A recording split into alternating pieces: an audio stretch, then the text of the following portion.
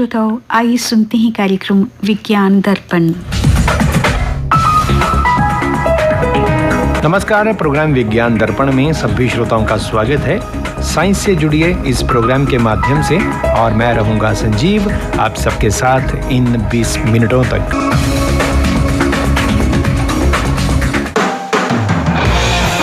श्रोताओं, आयुर्वेद चिकित्सा पद्धति के बारे में सबने सुन रखा है। क्यों खास है ये चिकित्सा पद्धति, हमें बता रही हैं आज के इस प्रोग्राम में डॉक्टर कृष्णा कुमारी। आइए सुनते हैं उनकी ये वार्ता। आयुर्वेद चिकित्सा प्रणाली विश्व की प्राचीनतम चिकित्सा प्रणालियों में से एक है और यह भारतवर्ष की अमूल्य धरोहर है। यह चिकित्सा पद्धति प्राचीन होने के साथ साथ आज के वैज्ञानिक मापदंडों पर भी खरी उतरती है। जैसा कि आप सब जानते ही हैं कि आयुर्वेद का शाब्दिक अर्थ है आयुर का विज्ञान अर्थात साइंस ऑफ लाइफ। इसका संबंध निरोगी मानव को निरोग रखने और रोगी होने की दशा पर उसको रोग मुक्त करने तथा आयुर्वर्धन से है। यह चिकित्सा पद्धति प्रकृति के नियमों पर आधारित है, जिनमें प्राथमिक सिद्धांत हैं पंचमहाभूत और त्रिदोष। आयुर्वेद के स्वस्थ व्यक्ति की परिभाषा कुछ इस प्रकार से दी गई है। समदोषा सब अग्निश्च समधातु मलक्रिया प्रसन्न आत्मेन्द्रिय मना स्वस्थ इति अवधीयते। अर्थात वात पित्त कफ तीनों दोष, अग्नि, रस, रक्त, मांस, मेद, अस्थि, मज्जा और शुक्र इत्यादि 7 धातुएं तथा मल की समावस्था, इंद्रियों का अपने अपने विषयों से सम्यक संयोग, मन आत्मा का प्रसन्न होना ही संपूर्ण स्वास्थ्य कहा गया है। आयुर्वेदानुसार मनुष्य के शरीर में 3 जैविक तत्व अर्थात बायो एलिमेंट होते हैं, जिन्हें त्रिदोष कहा जाता है।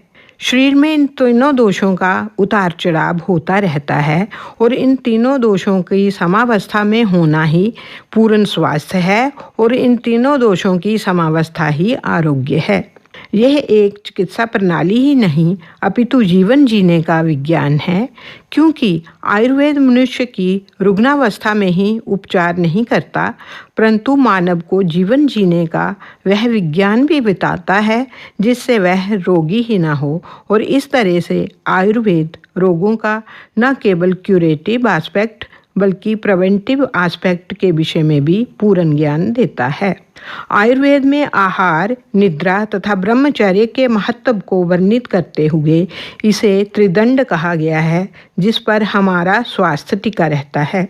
यह एक ऐसा विज्ञान है जिसमें जीवन शैली के महत्व को दर्शाते हुए रात्रिचर्या, दिनचर्या, ऋतुचर्या का विस्तार से वर्णन किया गया है और इनका सम्यक रूप से पालन करने से मनुष्य की विभिन्न रोगों से स्वतः ही रक्षा हो जाती है। यही आयुर्वेद का उद्देश्य भी है और कहा भी गया है, स्वास्थ्यस्य स्वस्थ रक्षणम आतुरस्य रोगम प्रशमनम च।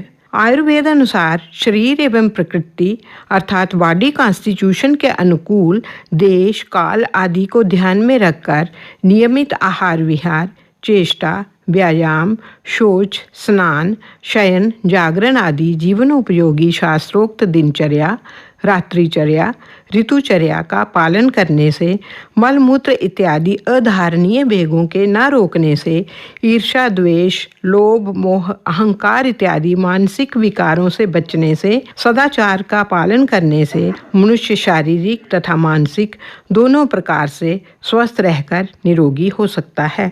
आयुर्वेदानुसार स्वास्थ्य के नियमों का पालन न करने से तथा बाह्य कारणों से विभिन्न रोगों की उत्पत्ति होती है।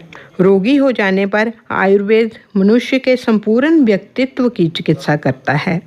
रोगी की प्रकृति, दोष, धातु तथा मलों की स्थिति को ध्यान में रखकर चिकित्सा की जाती है तथा विभिन्न रोगियों में एक ही रोग की चिकित्सा में अलग अलग औषध द्रव्यों का प्रयोग किया जाता है। आयुर्वेद में निदान, परिवर्जन तथा पथ्य आहार का बहुत ही महत्व है। निदान अर्थात curative factor of the disease.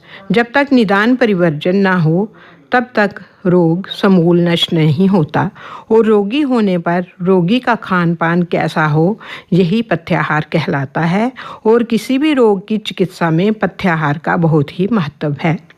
Ayurveda की विशेषता है कि यह एक ऐसी चिकित्सा पद्धति है जो पारंपरिक है। ऐसा माना जाता है कि ऋग्वेद या अथर्ववेद का उपवेद माना जाने वाला यह आयुर्वेद का विकास उत्तर वैदिक काल में हुआ। ब्रह्म से दक्ष प्रजापति, दक्ष प्रजापति से अश्विनी कुमार, अश्विनी कुमारों से इंद्र तथा इंद्र से संपूर्ण पृथ्वी पर आयुर्वेद का ज्ञान हुआ। चरक, सुश्रुत और अष्टांग हृदय, जिन्हें बृहत्रय कहा जाता है, ये इसके मुख्य 3 ग्रंथ है। और इसी तरह से भाव प्रकाश, माधव निदान और शारंगधर संहिता ये लघुत्रय हैं। अन्य ग्रंथों में अष्टांग संग्रह, भेल संहिता व काश्यप संहिता प्रमुख हैं। यह आयुर्वेद अष्टांग आयुर्वेद कहलाता है, जिसके 8 अंग कहे गए हैं। इसमें काय चिकित्सा अर्थात जनरल मेडिसिन, शल्य या सर्जरी शालाक्य, ENT, अगतंत्र टॉक्सिकोलॉजी, मानसिक चिकित्सा साइकेट्री, बाल रोग, स्त्री रोग, रसायन और वृक्ष, जिसे रसायन और बाजीकरण भी कहा जाता है, ये इसके 8 अंग हैं।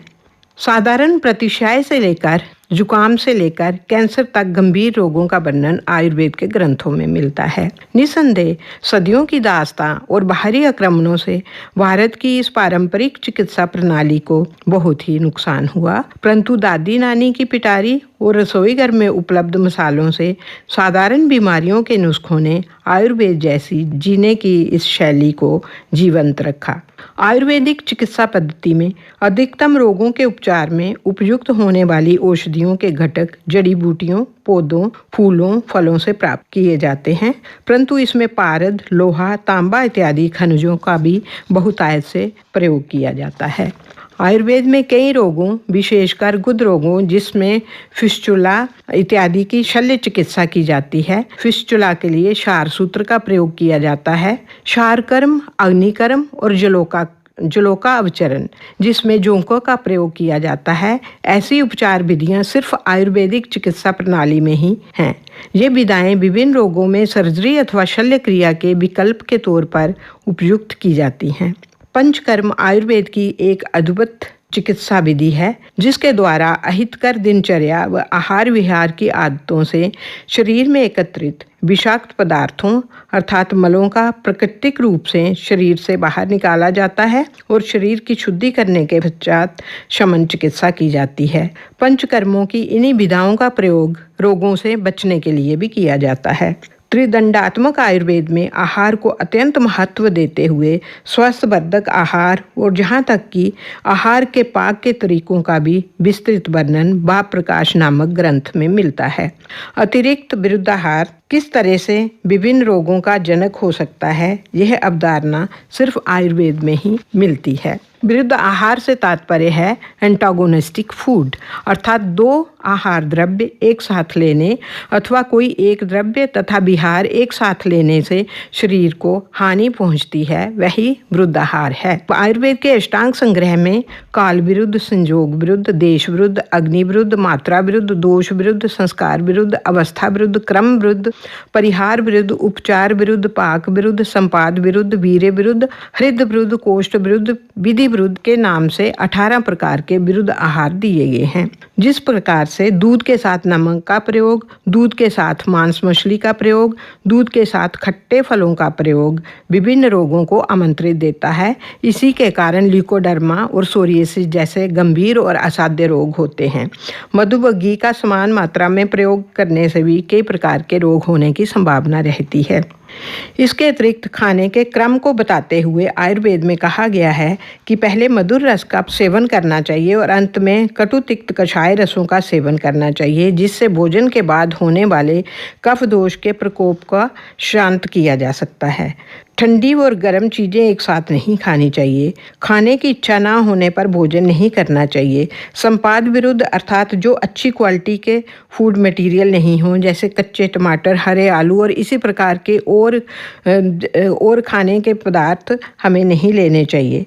परंतु आज की भागदौड़ भरी जिंदगी में और अनजाने में हम बहुधा विरुद्ध आहार का सेवन कर लेते हैं, जिससे स्रोतोदुष्टि होकर विभिन्न रोगों का, जिनमें मोटापा और मोटापे से जुड़े अन्य रोग, हाइपरटेंशन, डायबिटीज, त्वचा के कई गंभीर रोग, मानसिक दबाव जैसे मानसिक रोग हो जाते हैं। इस प्रकार खाने के गलत तरीकों का चयन और गलत कॉम्बिनेशन कई असाध्य रोगों को न्योता देने का कारण बनता है। फैशन के तौर पर खाने के बाद आइसक्रीम का लेना और खाने के साथ कोल्ड ड्रिंक्स का लेना इसी तरह के खाने की चीज़ों में आता है। आयुर्वेद चिकित्सा प्रणाली पंचकर्म चिकित्सा के साथ साथ पथ्याहार विहार और विरुद्ध आहार के कंसेप्ट के कारण विशेष महत्वपूर्ण और खास है। आयुर्वेद के विरुद्ध आहार के कंसेप्ट पर गंभीरतापूर्वक गहन वैज्ञानिक शोध की बहुत आवश्यकता है, ताकि इससे निकले हुए निष्कर्षों को डाइटिशियंस और न्यूट्रिशंस समाज के कल्याण के लिए बेहतर ढंग से लोगों तक पहुंचाए और मानवता को कई गंभीर रोगों से बचाकर मानवता का कल्याण हो सके। क्यों खास है आयुर्वेद चिकित्सा पद्धति? अभी आपने इस विषय पर डॉक्टर कृष्णा कुमारी की यह वार्ता सुनी। श्रोताओ, कंप्यूटर हम सब इस्तेमाल करते हैं, जहां भी जाते हैं कंप्यूटर से काम किया जाता है। वैसे भी डिजिटल इंडिया में कंप्यूटर का बहुत बड़ा रोल है। कंप्यूटर हम किसे कहते हैं, किनसे बनता है संपूर्ण कंप्यूटर, कौन कौन से पार्ट्स होते हैं, इसके बारे में हमें बता रही हैं आज के प्रोग्राम में विज्ञान दर्पण में रिद्धि महाजन। आइए जानते हैं कि कंप्यूटर किससे बनता है। कंप्यूटर के अंदर एक प्रोसेसर होता है जिससे बाकी डिवाइसेस जुड़े होते हैं। उन सभी इनपुट आउटपुट डिवाइसेस को और स्वयं कंप्यूटर को हार्डवेयर कहा जाता है। अगर सरल भाषा में मैं आपको समझाऊं तो कंप्यूटर के जिस हिस्से को हम देख और छू भी सकते हैं उसे हार्डवेयर कहा जाता है। बिना हार्डवेयर के कंप्यूटर को सोचा भी नहीं जा सकता। सॉफ्टवेयर की बात करें तो ये कंप्यूटर का वो हिस्सा है जिसे हम देख तो सकते हैं लेकिन छू नहीं सकते। अगर हमें कंप्यूटर से कोई भी काम करवाना हो तो हमें हार्डवेयर और सॉफ्टवेयर दोनों की ज़रूरत पड़ेगी, क्योंकि दोनों ही एक दूसरे पर निर्भर करते हैं। हार्डवेयर और यूज़र के बीच में सॉफ्टवेयर का उपयोग इंटरफेस के रूप में होता है। कोई भी काम के लिए सॉफ्टवेयर को हार्डवेयर में इंस्टॉल करना ज़रूरी होता है। दोस्तों, इस बात को समझाने के लिए मैं आपको एक उदाहरण बताती हूँ। अगर आप कंप्यूटर में गाना सुनना चाहते हैं तो ऐसा तो नहीं होगा कि कंप्यूटर गाना शुरू कर दे और आप उसको सुन लेंगे। इसके लिए हमें पहले विंडोज़ मीडिया प्लेयर में गाना चालू करना पड़ेगा, जो कि एक सॉफ्टवेयर है, और फिर वही गाना हम स्पीकर के द्वारा सुन सकेंगे, जो कि एक हार्डवेयर है। कंप्यूटर की कार्य प्रणाली की प्रक्रिया एक सीक्वेंस में होती है। इनपुट इस प्रक्रिया का पहला भाग है। सीपीयू को इनपुट देने के लिए विभिन्न तरह की इनपुट डिवाइसेस का प्रयोग किया जाता है। साथ ही कंप्यूटर को सॉफ्टवेयर के माध्यम से कमांड या निर्देश देते हैं। इनपुट डिवाइस हार्डवेयर डिवाइस होती हैं, जैसे कि mouse, pen drive, card reader, keyboard, scanner, DVD drive इत्यादि। प्रोसेसिंग इस प्रक्रिया का दूसरा भाग है। इसमें यूज़र के द्वारा दी गई निर्देश को प्रोसेसर द्वारा सॉफ्टवेयर में उपलब्ध जानकारी और निर्देशों के अनुसार प्रोसेस किया जाता है। तीसरा और अंतिम भाग, इसमें आपके द्वारा दी गई निर्देश के आधार पर प्रोसेस की गई जानकारी का रिजल्ट कंप्यूटर द्वारा आपको दिखाया जाता है, जो आपको आउटपुट डिवाइस द्वारा परिणाम के रूप में मिलता है। आउटपुट डिवाइसेस भी हार्डवेयर का ही हिस्सा है। कुछ मुख्य आउटपुट डिवाइसेस जैसे कि मॉनिटर, स्पीकर, प्रिंटर, प्रोजेक्टर इत्यादि। वर्तमान समय में एक पर्सनल कंप्यूटर को असेंबल करने में जिन हार्डवेयर कंपोनेंट्स की ज़रूरत होती है, दोस्तों आइए जानते हैं उन सब के बारे में थोड़ा विस्तार से। सबसे पहले बात करते हैं मदरबोर्ड की। कंप्यूटर का सबसे ज़्यादा सर्किट इसी कंपोनेंट में होता है। ये कंप्यूटर के अलग अलग कंपोनेंट्स जैसे CPU, RAM, hard disk, graphics card आदि को पकड़कर रखता है।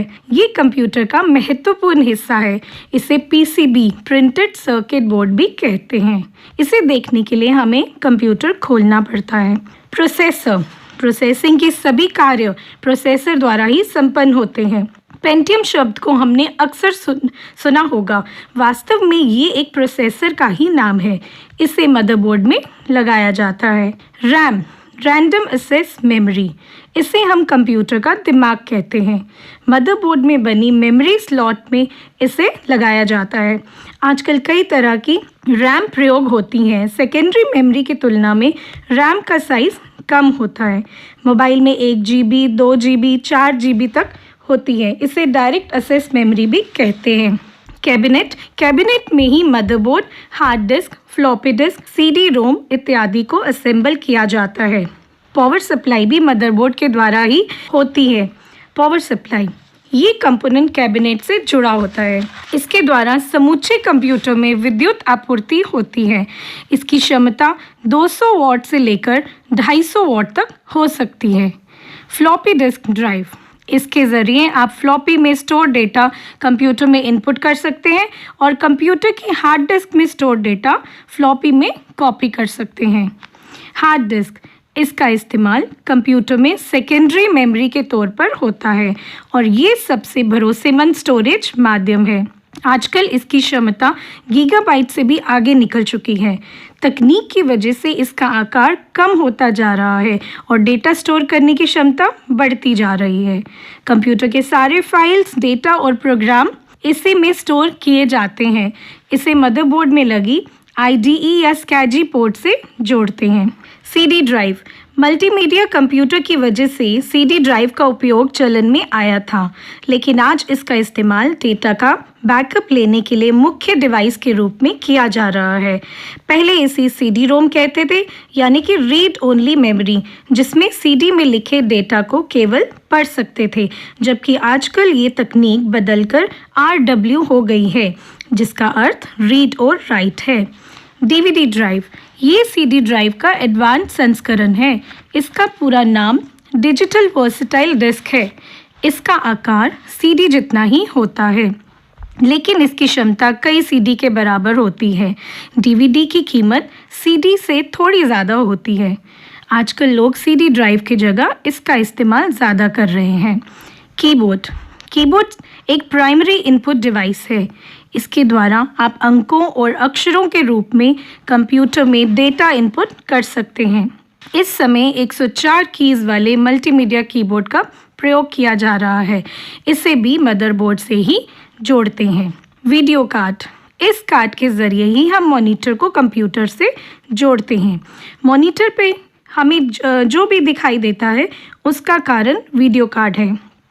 इस समय AGP वीडियो कार्ड प्रयोग किए जा रहे हैं। कई मदरबोर्ड में ये पहले से ही इनबिल्ट होते हैं। माउस कंप्यूटर की मुख्य पॉइंटिंग डिवाइस है। किसी भी आइटम को चुनने, खोलने या बंद करने के लिए माउस का यूज़ किया जाता है। आजकल 2 तरह के माउस इस्तेमाल किए जा रहे हैं। एक में नीचे की ओर छोटी सी बॉल लगी रहती है जो घूमती है, जिससे पॉइंटर स्क्रीन पर मूव होता है, जबकि दूसरे में प्रकाश के रिफ्लेक्शन से पॉइंटर मूव होता है। इसे ऑप्टिकल माउस कहते हैं। माउस को फ्लैट सरफेस पर रखकर यूज़ किया जाता है। मॉनिटर कंप्यूटर की मुख्य आउटपुट डिवाइस है। वर्तमान समय में कलर VGA मॉनिटर्स का प्रयोग हो रहा है, लेकिन LCD तकनीक के सस्ते होने की वजह से अब इनका चलन भी बढ़ रहा है। सामान्य मॉनिटर में कांच से बनी CRT कैथोड रे ट्यूब का प्रयोग होता है, जिस वजह से इनका आकार मोटा होता है, जबकि LCD तकनीक में लिक्विड क्रिस्टल डिस्प्ले होता है, जिसमें इसकी मोटाई 1 इंच से भी कम हो गई है। साउंड कार्ड, इसी कार्ड की वजह से आप स्पीकर और माइक को कंप्यूटर के साथ इस्तेमाल कर पाते हैं। ये मल्टीमीडिया उपकरण है। कुछ मदरबोर्ड में साउंड कार्ड का सर्किट इनबिल्ट होता है, जबकि ज़्यादातर ये एक कार्ड के रूप में होता है। प्रिंटर कंप्यूटर के बाहरी यंत्रों में से एक है। प्रिंटर पेपर में आउटपुट या फिर किसी इंफॉर्मेशन का प्रिंट निकालने के लिए प्रिंटर का उपयोग किया जाता है और इसी प्रिंट को हार्ड कॉपी कहते हैं। मॉडेम इंटरनेट से जोड़ने में इसकी भूमिका सबसे अहम है। आजकल 2 तरह के मॉडेम इस्तेमाल होते हैं, इंटरनल और external modem. Internal modem computer के अंदर होता है, जबकि एक्सटर्नल मॉडेम को बाहर रखकर कंप्यूटर के सीरियल या USB पोर्ट से जोड़ते हैं। केबल हो या टेलीफोन लाइन, सबका कनेक्शन मॉडेम से ही दिया जाता है। ये सभी कंपोनेंट आपस में जुड़कर वर्तमान समय में उपयोग होने वाले पर्सनल कंप्यूटर का निर्माण करते हैं। दोस्तों, उम्मीद करती हूँ कि मेरे द्वारा दी गई कंप्यूटर हार्डवेयर संबंधित जानकारी आपके लिए लाभदायक हो और आप एक पर्सनल कंप्यूटर का निर्माण करने में सक्षम हो। इनसे बनता है संपूर्ण कंप्यूटर। इस बारे में हमें जानकारी दे रही थी रिद्धि महाजन। कंप्यूटर का इस्तेमाल जरूर कीजिए, लेकिन सेफ्टी के साथ। तो श्रोताओं, इसके साथ ही कार्यक्रम विज्ञान दर्पण का आज का ये अंक यहीं संपन्न होता है। मिलेंगे आपको प्रोग्राम के अगले अंक में, जो आप सुन पाएंगे अगले शनिवार को सुबह 7 बजे से। नमस्कार।